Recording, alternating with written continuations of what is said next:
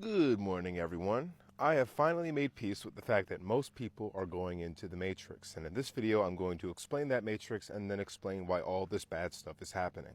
They are trying to prime the human population to be turned into batteries and processors, and this is how it's going to work.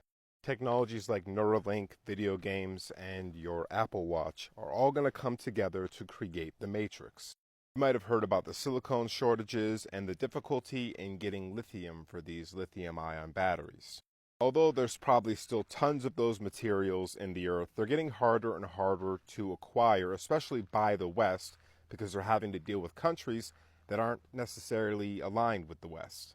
It's going to get harder and harder to create more powerful computers and create enough so they can continue to build their AI god. Luckily for them, and very unfortunately for us, we can be turned into supercomputers, and here's how. You get something like Neuralink. See, Neuralink is read and write, and within that read and write technology, they're going to be able to use your consciousness as processing power.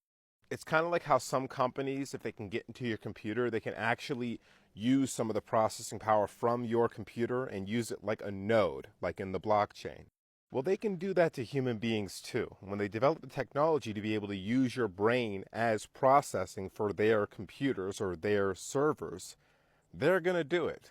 You might have heard about those new wristbands that can be charged by basically the static electricity off your body. You know why you produce static electricity?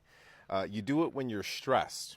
You see, when you're not stressed, when you're in peak experience and you're relaxed and you're happy, your body is essentially a superconductor and gives off little to no energy. The more stressed you become, the more staticky and fuzzy your energy gets and gets released off of your bioelectric field. These wristbands collect that energy, stress energy.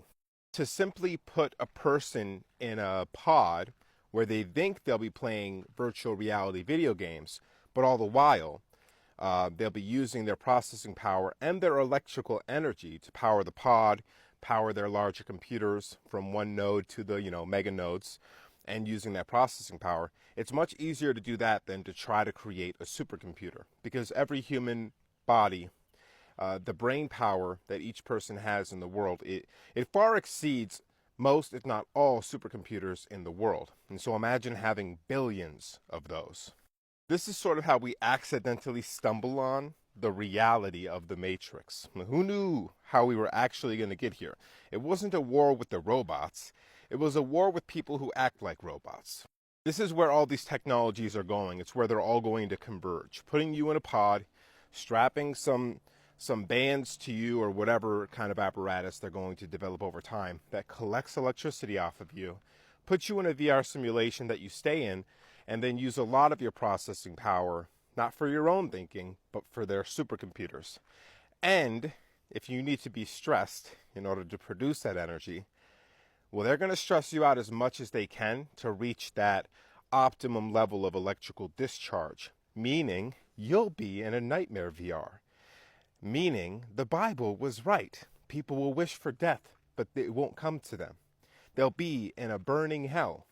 That's VR. That's a VR nightmare that'll produce electricity off of your body so they can get the most out of you. By the way, I don't tell you any of this because I want it to happen. I'm not manifesting this. I'm warning you. If a house is on fire and you run out of it and you're trying to get everybody out of the house and you think the house is on fire, it's like, don't manifest that. No, the house is literally already on fire. If you don't get out, you're going to burn down with it, right? That's this thing. It's like manifesting is a very specific thing where you're trying to put your energy and emotion into something happening. I'm not even putting my fear into this happening. I'm telling you it's a possibility, and we need to prepare, and we need to resist it, and we need to keep an eye and watch how it moves so we don't get trapped in it. Okay, so why is this all happening?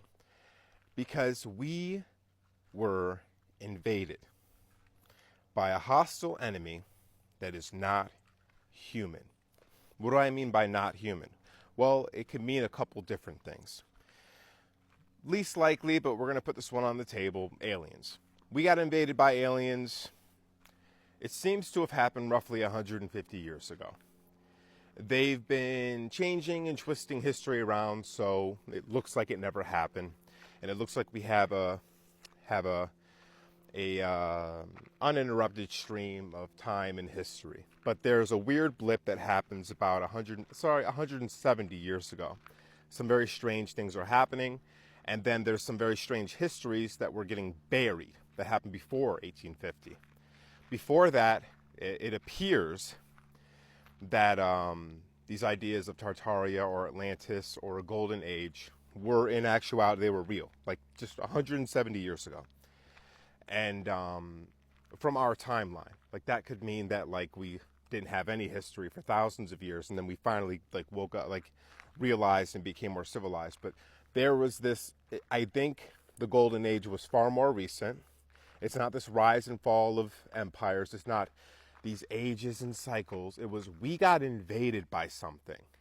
It took over. And if you study the movements of these false religions, if you study the movements of these mysterious bands of warriors and conquerors that went from Phoenicia to the land of Canaan, tried Egypt, failed, got to Rome, and infected them psychologically and spiritually, used Rome to collapse other areas, infected Persia. They just then they invented different they infiltrated different organizations, whether they were states, whether they were secret societies. Now, who are these people? I know what a lot of people are thinking in their head, but that's not true.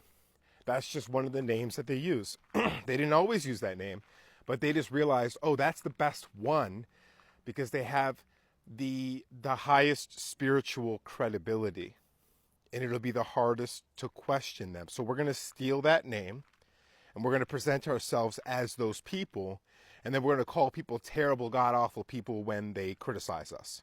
And we're going to turn everything, every normal, rational criticism against us into hate. And so everyone gets in trouble. We're going to make it illegal to criticize us. We're going to make it so difficult that they can't even get past the name that we're using, because they're name stealers. This is another name of them. And they've been doing this for a long time. They change their culture. They change their name. They sneak into countries. They act like they're docile, whatever. Then they infiltrate various industries. I know what this sounds like, but what I just told you is true. It's not a particular group of people that you can call by name.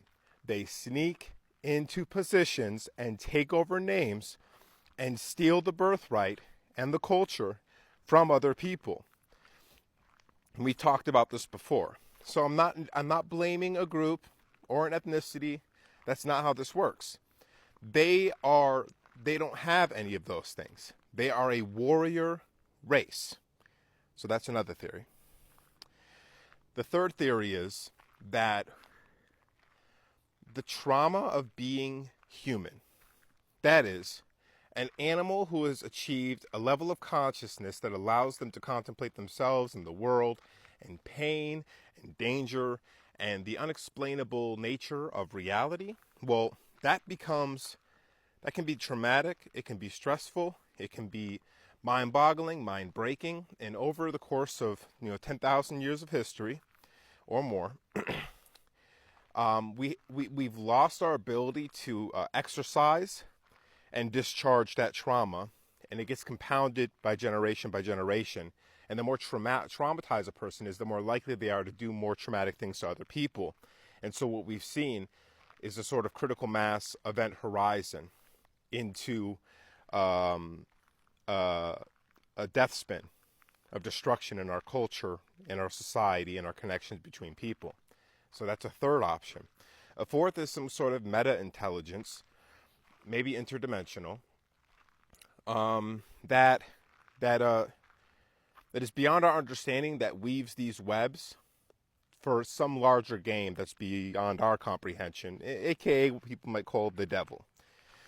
Fourth is, this is a prison planet, and it's always been by some sort of super terrestrials, and like the Tower of Babel crashing and all that. It's just, and the flood with Noah. It's just times that they chop things down and they demolition, and we're just going through another demolition. But who knows for sure? Just find right action and righteousness. What else can you do?